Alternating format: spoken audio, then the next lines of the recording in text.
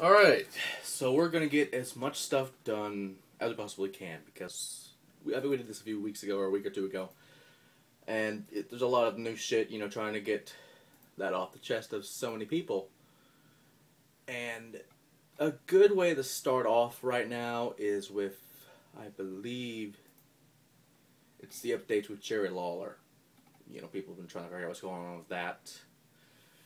But before that, I have something I want to get. I could have done a few days ago, but it's just ridiculous. Remember we were talking about what's-her-face, Cameron, or Ariani Andrew, the fucking tough enough chick?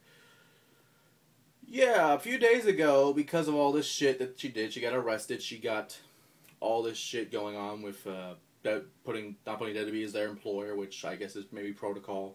But at the same time, it's very sketchy. And she listed her job as a sales clerk or whatever the fuck it was. The police reports, like in the previous rants below, in their video responses and shit, it has to be somewhere in there.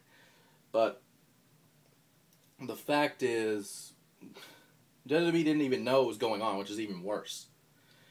So, I think, I'm just trying to do my math right now, because it was a 15-day suspension, which is one of the oddest yet easiest calls for WWE.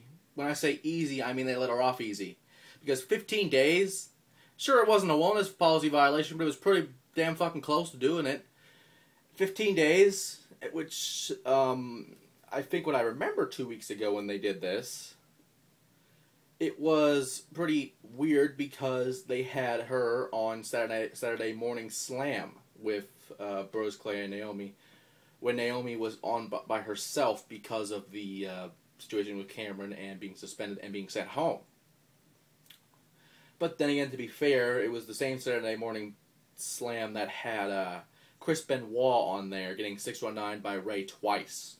So, it is what it is on that. I'm not mad at that like I was a few weeks ago, but I still think she got off very easily with that, and it might be a release coming soon in her future. I mean, seriously, it's...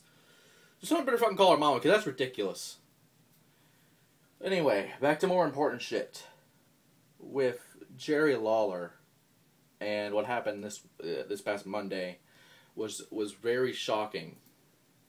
And just saddening to see, and of all the shit that they showed, that was actually kind of scary. Especially since, I believe Lawler worked a, Caribbean show, or whatever the hell it was. It was a Piper's Pit, and he looked pretty damn good in that. And I think it was in Aruba. It was a few days before this happened on Raw.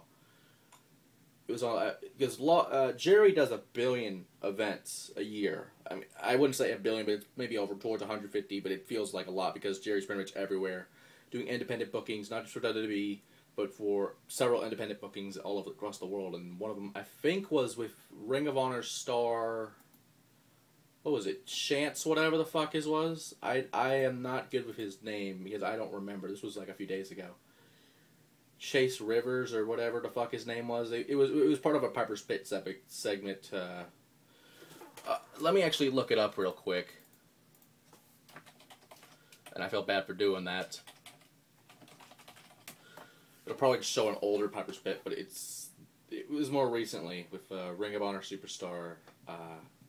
See, I'm not good with names. I don't know this kid. And it was Chance and what was it? Chance and Rants. That's what it was. Chance and Rants. I was thinking Chase Rivers for some reason. But yeah, Chance and Rants. And it was stupid.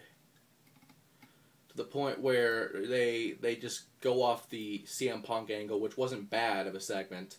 And I'll probably post that in the video in the description as well. But it wasn't that bad overall. But, to the point where Lawler was not breathing on his own the next day. And I don't know if that had something to do with it. Who'd really be at fault? This Chase Rivers, a guy I've never heard of, but it's in Ring of Honor. And I don't keep up with Ring of Honor like I used to, but this kid is doing a bit of booking as well, and he has a bright future, and he looks like a fucking jobber in my eyes. So I don't know if he was too stiff, or if Lawler was too stiff in that. I don't know if that was actually a factor at all. But at the end of the day, that is something to worry about. And because to be honest, the pile driver is pretty damn good. So I don't think, because it can be a jet lag, because this was in Aruba, and moving over the Raw and then going to Montreal. So that's a very long flight from Aruba to Montreal. Might have been jet lag. Might have been the fact that jet lag, and he did a match. There's so many possibilities of this, and with that going on, it was really odd just to see all that happen, because there were so many things from people that we haven't seen forever, like Miss Kitty, which was Lawler's ex-wife, said it had info on that, and so did his son, Brian Christopher, aka Grandmaster Saxe, or from the Too Cool thing, and I think even to his current wife, I believe. So there's so much information, and at least he's breathing well. He's actually talking on the phone with people. He's doing a lot of good. He's doing a lot better than he was, and that's makes me feel a little bit better just thinking about shit like that. And to the point of where he's recovered enough to where he can talk on the phone, he can breathe normally. He doesn't have to use like a machine. I don't know if there's an IV involved or not. I'm not a doctor. I'm just going with what I know and what I've seen over the past few days. And to be honest, that really makes the heart grow a little better. Makes it feel a little better. It's just so many scatterbrained thoughts. I can't really say really how I feel personally. But oh, here it is. I'm sorry. I'm just looking for it while I'm doing this.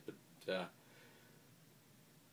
I think they're now just taking lines out, so they probably are using IVs, and they're going to go for a walk in a little bit, and it's just the two of them now. Lawler and his, not his wife, but his current girlfriend. I mean, the guy, one thing I will say about Lawler, he goes for a lot of women, and it's basically like a Ric Flair was if he was ever in Memphis, which he was a few times.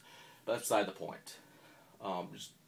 I don't really know. There's been so many changes this year alone for Lawler, with Sue Young, and to the point where his ex was in the mix. And I think for people who most remember the cat for when she left, Lawler left as well because of a dispute with that, and he came back, I believe, after the whole WCW ECW versus World Wrestling Federation at the time at Survivor Series to replace Paul Heyman on commentary. But yeah, I mean, this guy's had gone through so much lately, and it's kind of just good that he's in his vitals are in stable condition. Everything's great for him right now, and it makes a lot of relief for a lot of people, not just fans, people in the business. I think Bill Apter did a video that he was going to show Lawler once he starts getting better to show all the. To show him that all these people still care about him, which, to be honest, the Kings had, maybe a 40-year career or more. I grew up watching this guy, to the point where he was one of the best heel commentators in a while, in the 90s and the 80s, wrestling, until now, where he's just more about puppies, and which wasn't bad, but more to where he's a lot more oblivious to what's going on, and it's kind of sad, especially what happened in Montreal. A lot of people thought that was a work, but it really wasn't. People just need to realize what's going on.